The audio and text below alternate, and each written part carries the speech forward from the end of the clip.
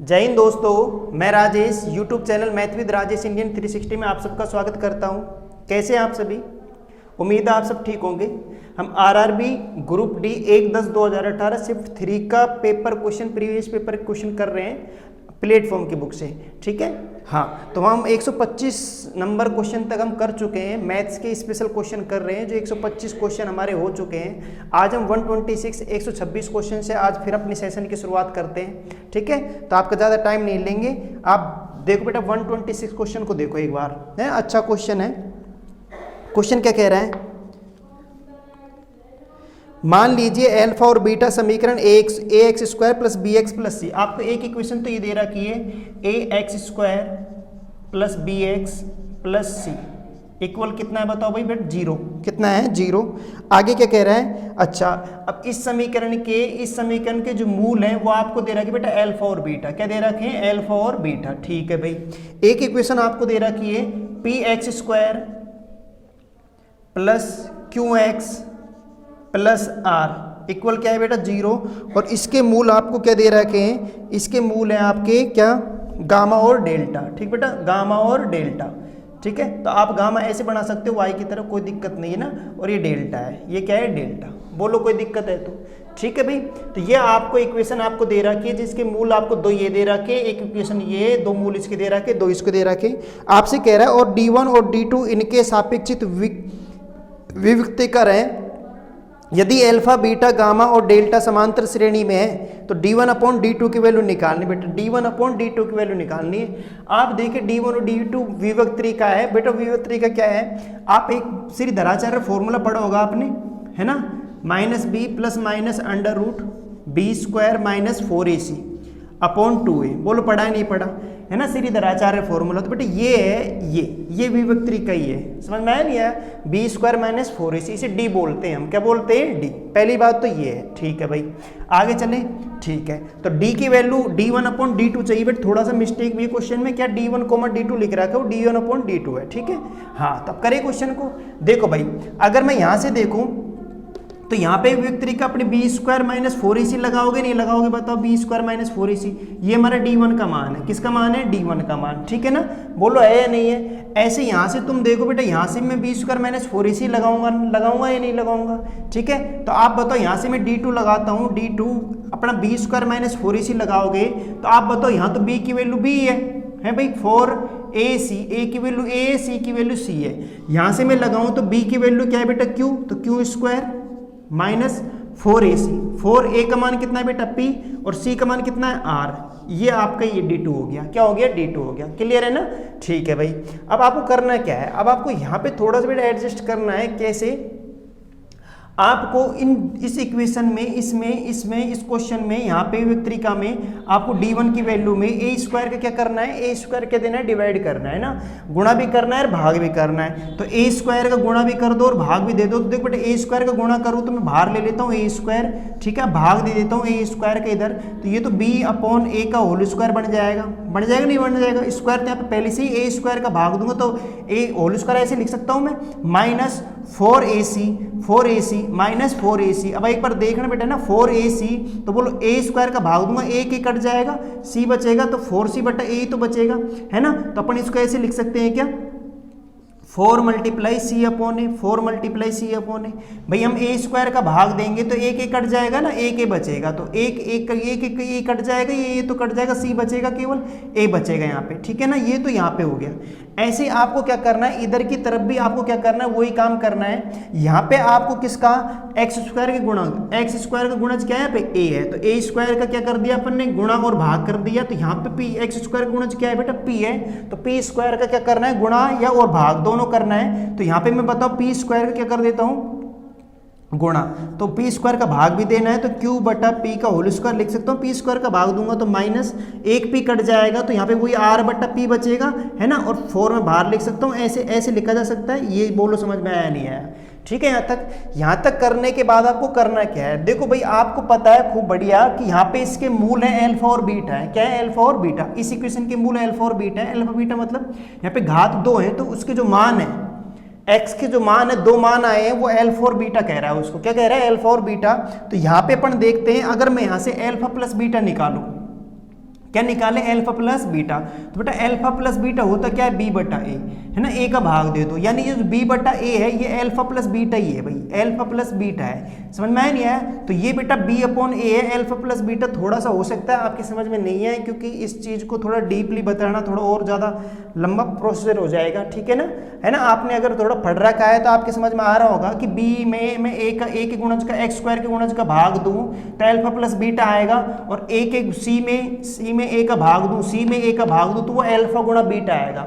यानी योग निकालने के लिए हम एक्स स्क्वायर के गुणज का एक्स के गुणज में भाग देते हैं योग निकालने के लिए, और गुणनफल निकालने के लिए सी में भाग देते हैं ए का। समझ में आया नहीं आया, ठीक है बेटा। ये है -4 अल्फा बीटा ये गुणज है, सी में ए का भाग दोगे तो सी बटा ए आएगा, सी बटा ए बटा अल्फा बीटा है, क्या आएगा, अल्फा बीटा। समझ में आया नहीं आया, तो अपन ने योग भी निकाल लिया, गुणन भी, यहाँ से मैं ऐसे लिख सकता हूँ इस चीज को, ठीक है, बिल्कुल लिख सकते हैं, ठीक है। और ये आपका ए स्क्वायर है यहाँ पे, ए स्क्वायर है यहाँ पे, ठीक है भाई, बहुत अच्छी बात है।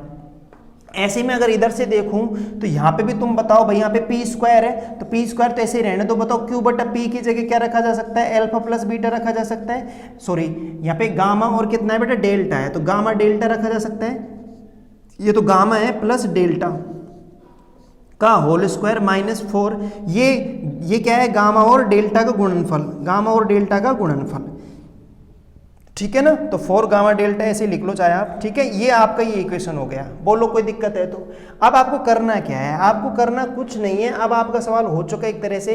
अब आपके बेटे फॉर्मूला याद आ रहा होगा कि देखो आपको पता हो तो a माइनस बी का होल स्क्वायर बराबर, मैं ऐसे कह सकता हूँ कि a माइनस बी का होल स्क्वायर बराबर a प्लस बी का होल स्क्वायर -4ab, ठीक है। ये सरसों में आपने पढ़ी होगी, a माइनस बी का होल स्क्वायर को मैं ऐसे भी लिख सकता हूँ, a प्लस बी का होल स्क्वायर है -4ab कैंसिल कर दो तो यही आ जाएगा। समझ में आया नहीं आया, यानी कि मैं ऐसे कह सकता हूं कि इसकी जगह मैं ऐसे लिख सकता हूं अल्फा माइनस बीटा का होल स्क्वायर, और ये ए स्क्वायर है यहाँ पे, ठीक है भाई, समझ में आया नहीं आया।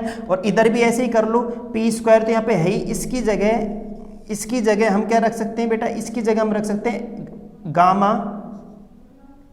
गामा, ठीक है, गामा माइनस डेल्टा का whole square, gamma minus delta का होल स्क्वायर।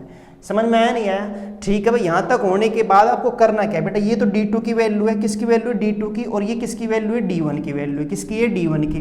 तो यहाँ पे आप करना क्या है, आप एक चीज बताओ, वो स्पष्ट कह चुका है आपको, देखो क्वेश्चन में, क्वेश्चन अकॉर्डिंग टू क्वेश्चन वो हमसे ये कह रहा है, अकॉर्डिंग टू क्वेश्चन हमसे उसने ये कहा है कि अल्फा बीटा और गामा और डेल्टा ये चारों के चारों किस में है, समांतर श्रेणी में, एपी में, किस में भाई, एपी में। अगर ये एपी में है तो तुम बताओ इनका डिफरेंस और इनका डिफरेंस समान नहीं आएगा क्या, इस पद में से इसको घटाऊंगा और इस पद में से इसको घटाऊंगा तो मैं ऐसे कह सकता हूं बीटा माइनस अल्फा या अल्फा माइनस बीटा, जो भी कहो आप, है ना, ये बराबर होगा किसके, गामा माइनस डेल्टा के, गामा माइनस डेल्टा की, दोनों बराबर नहीं होंगे क्या।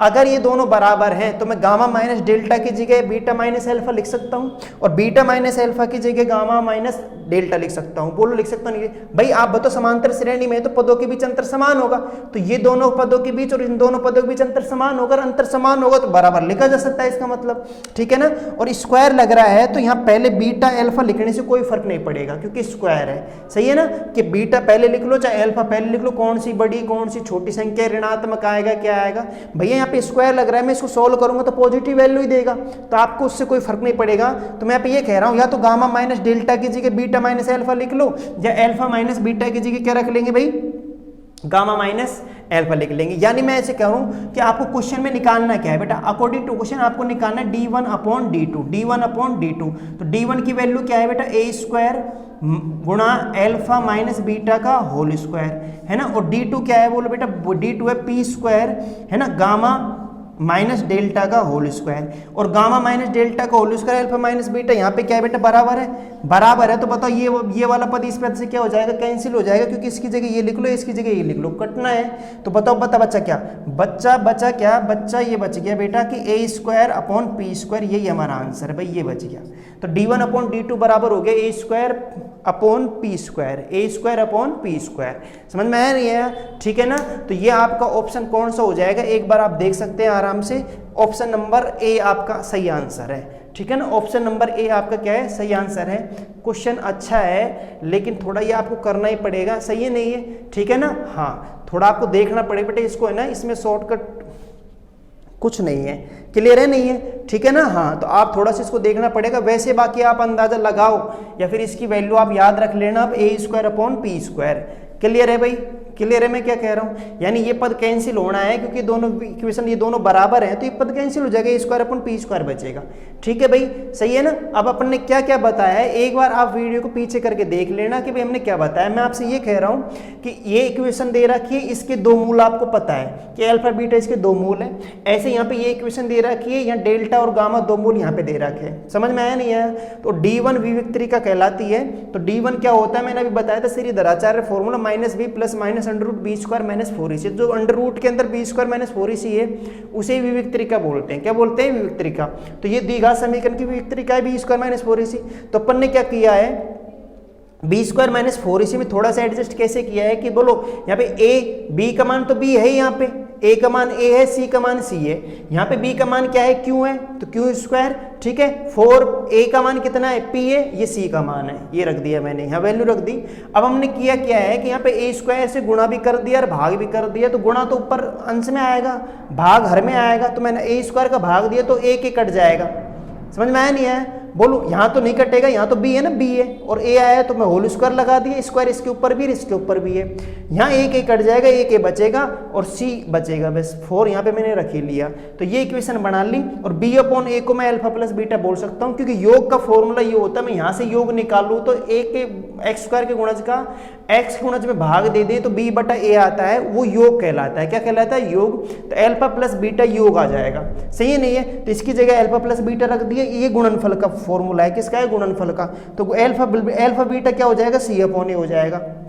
अब आप बताओ, ऐसे सेम कंडीशन ऐसे हमने यहाँ पे कर ली, तो ये फॉर्मूला कौन सा बनता है बेटा, ये फॉर्मूला बनता है a - b का होल स्क्वायर का। a - b का होल स्क्वायर मैं ऐसे लिख सकता हूँ, समझ में आया नहीं आया। तो इसकी जगह आप a - b का होल स्क्वायर लिख सकते हो, तो मैंने इसकी जगह अल्फा - बीटा का होल स्क्वायर लिख दिया, इसकी जगह मैंने गामा - डेल्टा का होल स्क्वायर लिख दिया। ये दोनों बराबर है, तो अल्फा - बीटा यहाँ, तो अल्फा - बीटा यहाँ रखूंगा इसकी जगह, तो ये कैंसिल हो जाएगा। तो a²/p² अपना क्या हो जाएगा बेटा, आंसर। क्लियर है ना भाई, सही है। तो एक बार आप वीडियो को फिर भी समझ में नहीं आया तो वीडियो को पीछे करके देख लेना। मैं बराबर क्यों कह रहा हूं, क्योंकि अकॉर्डिंग टू क्वेश्चन सवाल में कह रहा है कि अल्फा बीटा गामा डेल्टा समांतर श्रेणी में एपी में, इसलिए अपन ने वो क्या कर दिया, बराबर कर दिया। क्लियर है ना भाई, ठीक है। आगे चले क्या, देखते हैं भाई। नेक्स्ट क्वेश्चन देख बेटा ना, नेक्स्ट क्वेश्चन अगर ये समझ में नहीं आया तो एक बार बेटा वीडियो को पीछे करके देख लेना, हो सकता है थोड़ी प्रॉब्लम आ रही हो आपको, सही है ना। हाँ तो बाकी जिसने थोड़ा बहुत पढ़ा है विविक्तरिका के बारे में जानता है, तो मुझे नहीं लगता कहीं कोई प्रॉब्लम आनी है, ठीक है ना। हाँ तो आपने श्रीधराचार्य फॉर्मूले के बारे में थोड़ा बहुत पढ़ा है, तो यहाँ पे कोई दिक्कत है नहीं सवाल में, ठीक है। हाँ नेक्स्ट क्वेश्चन देखते हैं। तो ये 126 क्वेश्चन था हमारा। अब 127 क्वेश्चन हम आपको लेके आते हैं। देखो बेटा ये क्या कह रहा है, आपसे क्या कह रहा है, आपसे क्वेश्चन ये कह रहा है,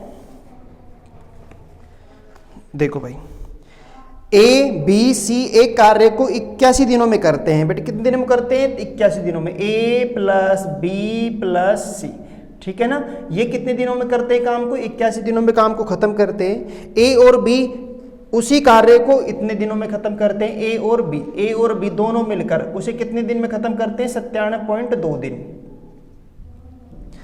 ठीक है भाई। बी और सी उसी कार्य को 162 दिन में पूरा करते हैं, और बी और सी उसी कार्य को कितने दिन में पूरा करते हैं, 162 दिन में, 162 दिन में लेते हैं, 162 दिन का समय लेते हैं। तो आपसे कह रहा है तो बी अकेला उस कार्य को कितने दिन में पूरा करेगा, तो बी अकेला उस कार्य को कितने दिन में पूरा करेगा, यह आपको निकालना है भाई। समझ में आ रहा है, ठीक है ना। तो देखो भाई इजी है, कोई दिक्कत है नहीं। आप बस ये देख लो, पॉइंट हटा लूँ क्या मैं, पॉइंट हटा लूँ तो बेटा 0 लिख दूँ एक, है ना। एलसीएम ले लो, क्या ले लो, एलसीएम। तो जो 972 है वो अपना क्या आ जाएगा, एलसीएम आ जाएगा 972 एलसीएम। टोटल वर्क आ गया बेटा, टोटल वर्क समझ में आया ना।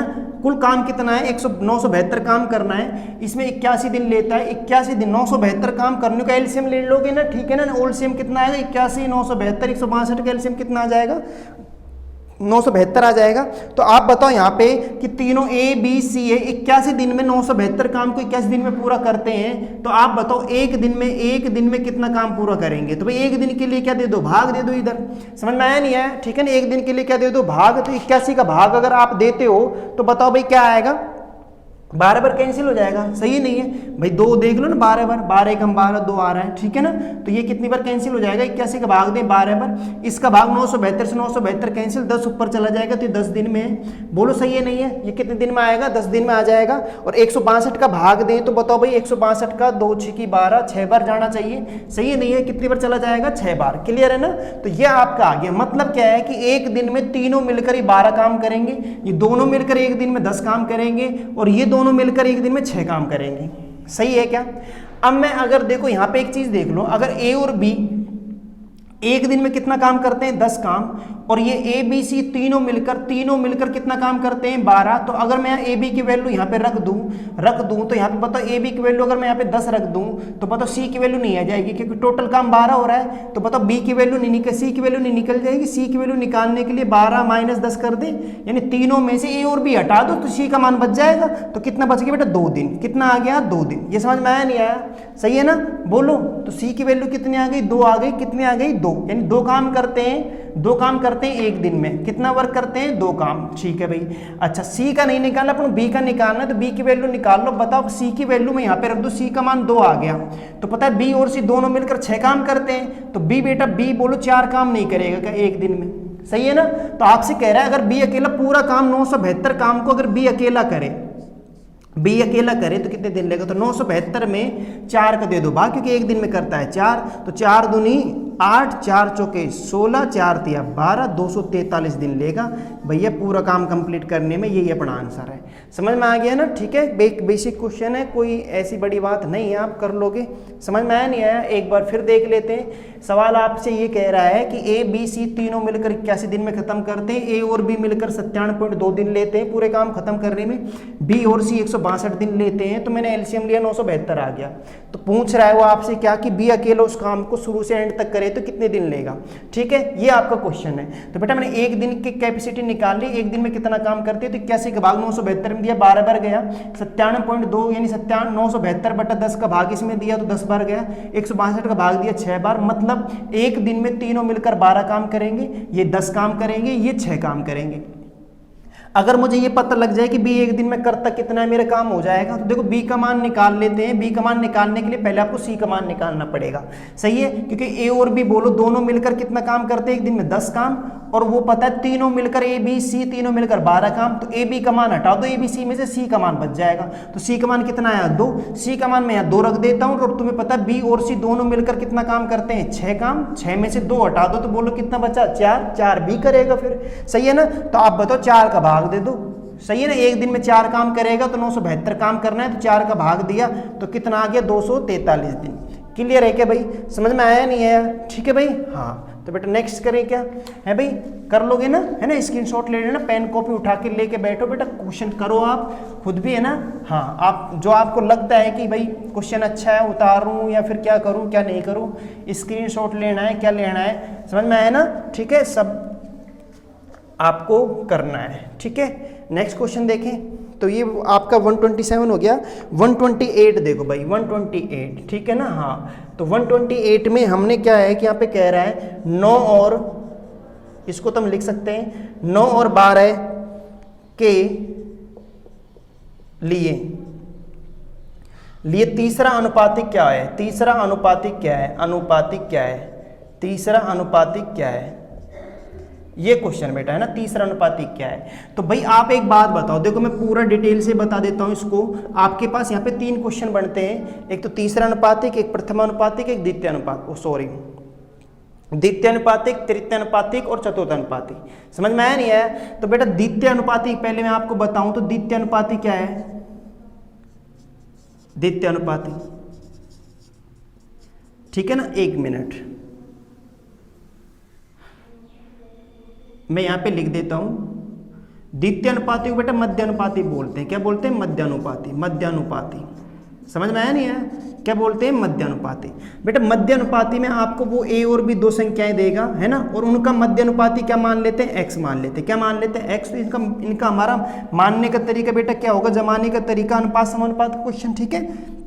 तो जमाने का तरीका होगा a अनुपात x अनुपात b।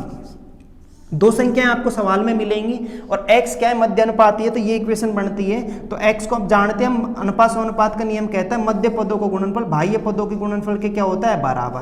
भाई ठीक है, तो x की वैल्यू क्या हो जाएगी बेटा? ए बी रूट, मतलब दोनों संख्याओं के गुणनफल का रूट ले लें तो मध्यानुपाती आ जाएगा। ये मध्यानुपाती का आ गया। तृतीय अनुपाती आपके सामने ही है, तो तृतीय अनुपात में आपको दो संख्याएं दी है, तो इसके लिए आपसे क्या करेगा? आपको एक जमाना पड़ेगा। तृतीय अनुपाती का मतलब एक तरह से चौथा अनुपाती हो जाएगा।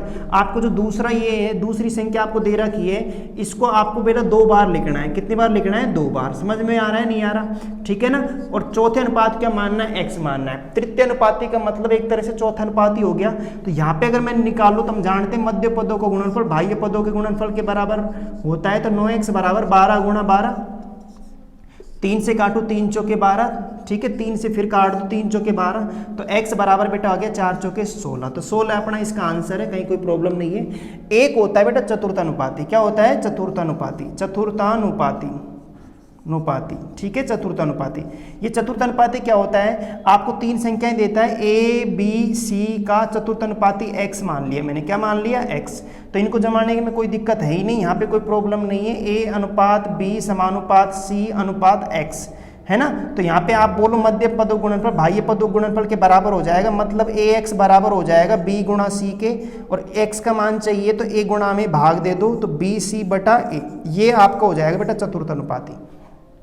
क्या हो जाएगा? चतुर्थानुपाती।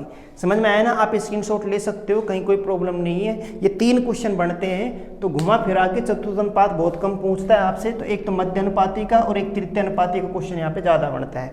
समझ में आया नहीं आया? ठीक है, तो आप इस चीज़ को याद रख सकते हो कि जमाने का तरीका हमारा क्या होगा। ठीक है बेटा, स्क्रीनशॉट ले लेना, है ना। ठीक है, हाँ। और आप भी समझ में नहीं आया तो वीडियो को पीछे करके एक बार देख लेना, मिटा दें क्या? ठीक है ना। नेक्स्ट क्वेश्चन देखते हैं। 129 क्वेश्चन देखो बेटा, ये ना थोड़ा आप इसको देख लेना, ठीक है। हाँ, और कॉपी में नोट कर लेना। कॉपी में मैंने तीनों आपको बता दिए, ऐसे 3 क्वेश्चन बनते हैं ये, तो तीनों क्वेश्चन मैंने आपको बता दिए। क्लियर है ना? ठीक है भाई, आगे देखते हैं नेक्स्ट क्वेश्चन। क्वेश्चन नंबर 129 देखो भाई, यहाँ पे क्या कह रहा है। राधिका और ब्रेटिन मिलकर एक कार्य को 12 दिन में कर सकते हैं। देखो बेटा, राधिका और ब्रिटेनी मतलब बी लिख दिया मैंने, ठीक है। मिलकर एक कार्य को कितने दिन में खत्म कर देते हैं? 12 दिन में। भाई बहुत बढ़िया काम है, 12 दिन में खत्म कर दे। वे मिलकर काम करना प्रारंभ करते हैं, लेकिन काम समाप्त होने से 5 दिन पहले राधिन काम छोड़ना पड़ता है। राधिन 5 दिन पहले क्या कर देती है? 5 दिन पहले राधिन काम करना छोड़ देती है, ठीक है भाई। वे मिलकर काम करना प्रारंभ करती हैं, लेकिन काम समाप्त होने से 5 दिन पहले राधिन काम करके छोड़ देती है। राधिन 5 दिन पहले काम को छोड़ती है, ठीक, कोई बात नहीं। जिसके परिणाम स्वरूप कार्य को समाप्त करने में कुछ 15 दिन का समय कुछ 15 दिन का समय लगा। यदि ब्रिटेनी अकेला कार्य करती तो इस कार्य को समाप्त करने में कितने दिन लगते? सही है ना। यानी कि मतलब ये है कि राधिन तो शुरू से एंड तक लगी रही। राधिन तो बोलो बेटा शुरू से एंड तक लगी रही, नहीं लग रही। यानी राधिन और ब्रिटेनी ने मिलकर काम किए। राधिन और ब्रिटेनी ने 10 दिन काम किया मिलकर, दोनों साथ साथ 10 दिन तक तो लगी रही। 15 दिन में खत्म हो रहा था ना काम, तो 15 दिन तक काम ब्रिटेनी छोड़कर चली गई। 5 दिन पहले काम खत्म होने से तुम्हें पता 15 दिन टोटल काम लग रहा था। 15 दिन में काम समाप्त होना था, लेकिन राधिन है जो 5 दिन पहले छोड़ के चली गई। कितने दिन पहले? 5 दिन पहले। तो राधिन 5 दिन पहले मतलब राधिन ने केवल कितने दिन काम किया है? 10 दिन।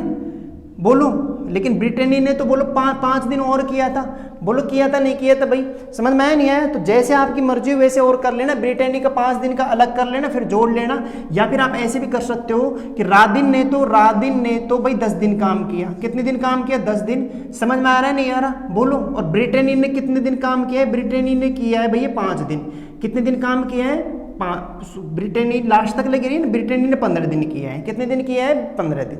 एंड तक लगी रही ब्रिटेनी। समझ में आया ना? तो तुम बताओ, ये टोटल वर्क हो चुका है, ये टोटल वर्क ये हो गया, दोनों बराबर हो जाएंगे। तो अब वैल्यू निकाल लेते हैं आप एक बार।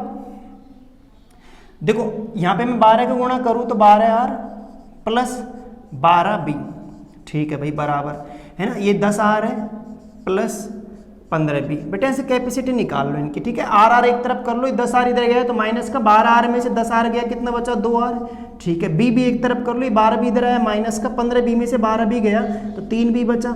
यानी कहने का मतलब क्या है, ब्रिटेनी कितना काम करती है 2, और अब रात-दिन की क्षमता कैपेसिटी कितनी है 3 काम करने की, सही है ना। तो रात-दिन की कैपेसिटी कितनी है बेटा 3 की है, और ब्रिटेनी की कितनी है भैया 2 की कैपेसिटी है। और आपसे कह रहा है, क्या कह रहा है आपसे, ये चाहता है क्या है, आपसे चाहता है ये, यदि ब्रिटेनी अकेला कार्य करती है तो इस कार्य को समाप्त होने में कितने दिन लगेंगे। तो ब्रिटेनी अकेला काम करती है, तो तुम बताओ भाई 12, आपको पता है टोटल काम कितना है, अगर मैं टोटल वर्क निकालूं तो आप बता, आराम से बता सकते हो।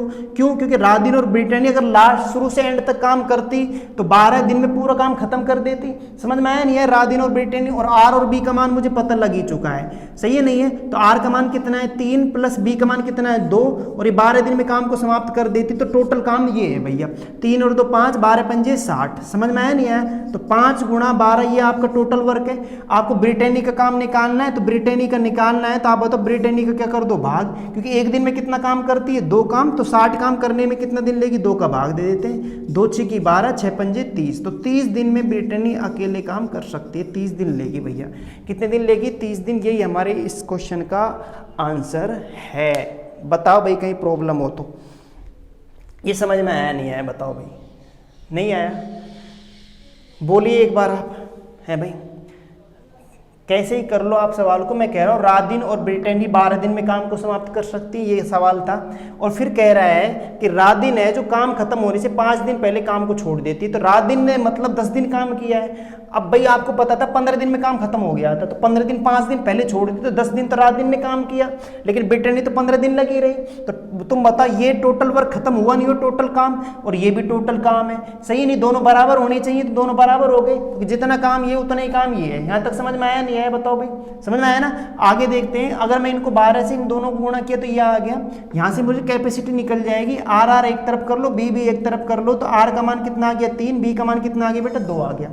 अब आप बताओ टोटल काम है कितना बेटा। टोटल काम या तो यहाँ से निकाल लो या यहाँ से निकाल लो, जैसे आपकी मर्जी हो कहीं से निकाल लो, सही है ना। मैंने यहाँ से निकाल लिया, आर का मान यहाँ पे क्या रख दिया 3, बी का मान 2, तो नहीं 5 काम करते हैं एक दिन में, तो 12 दिन में करेंगे 12 पंजे 60 काम, तो 60 काम टोटल काम हो गया 60 काम। अब आपको ब्रिटेन निकालना, ब्रिटेन एक दिन में 2 काम करती है, तो 60 काम को 30 दिन लेगी, एक दिन में 2 करके आएगी, फिर 2 काम करके आएगी, फिर 2 करके आएगी, 60 काम करना है तो 30 दिन लगेंगे भाई। समझ में आया नहीं आया? और अगर आपसे पूछता रात दिन का, तो रात दिन का मैं 3 का भाग देता, 3 चौके 12, 5 चौके 20 दिन में काम खत्म करती, अकेली करती तो रात दिन का निकालते तो बेटा 3 का भाग दे देते। समझ में आया नहीं आया?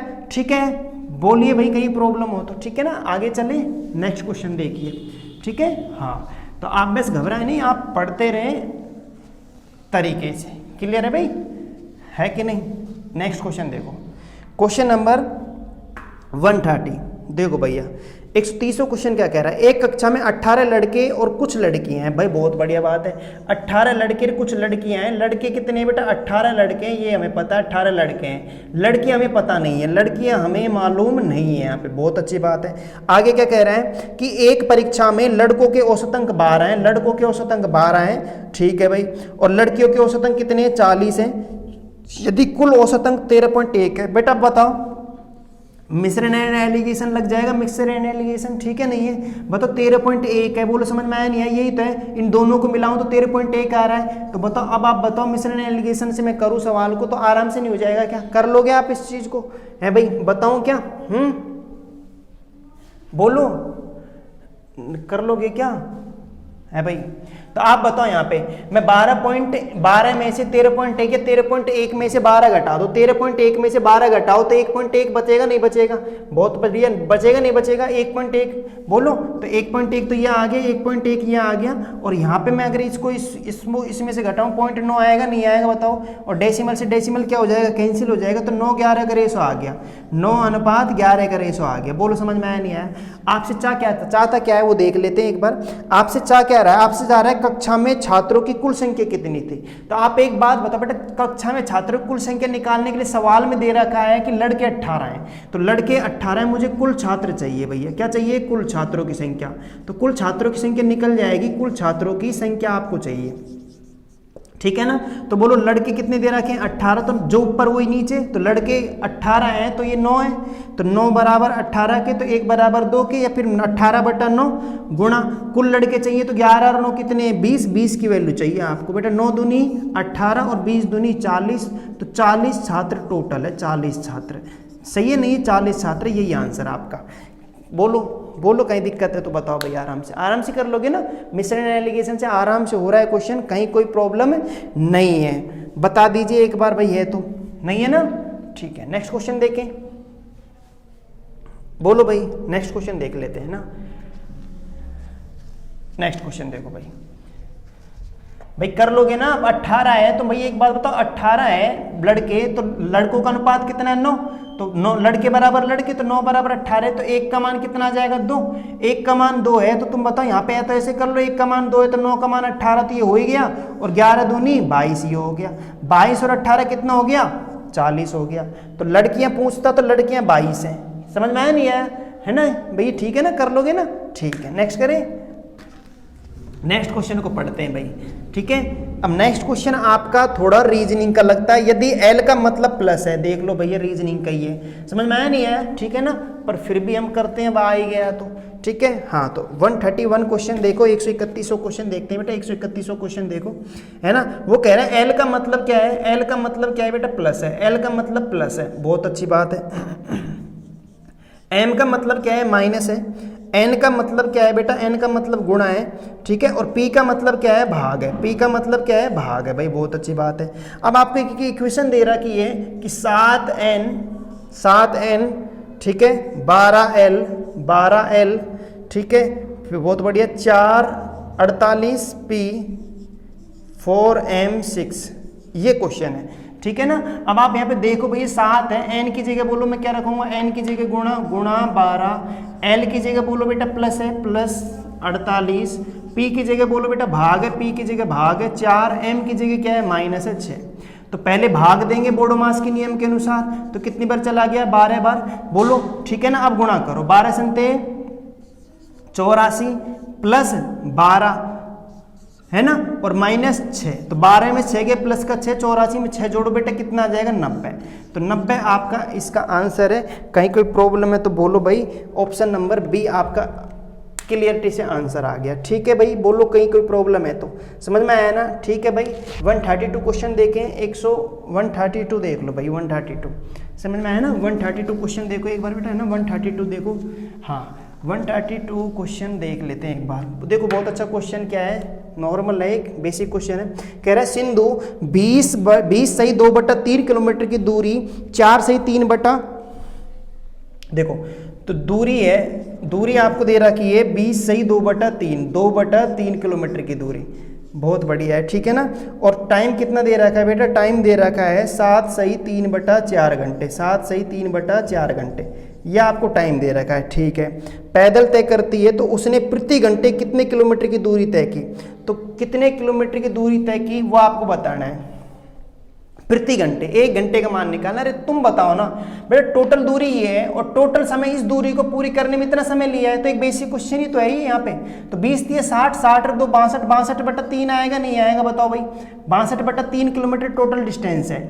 इसको पूरी करने में कितना समय लिया है, 7 चौके 28 और 3 28 3 31, 31/4 घंटे लिए इसको पूरा करने के लिए, ठीक है ना। अब बताओ, आप कह रहे 1 घंटे में कितनी दूरी तय की है, अरे 1 घंटे में दूरी तय की है तो इस दूरी में 1 घंटे का मान निकाल लो, तो इसका भाग दे दो इसमें। तो देखो 62/3 में मैं 31/4 का भाग दूंगा, तो बेटा भाग दूंगा 31/4 का।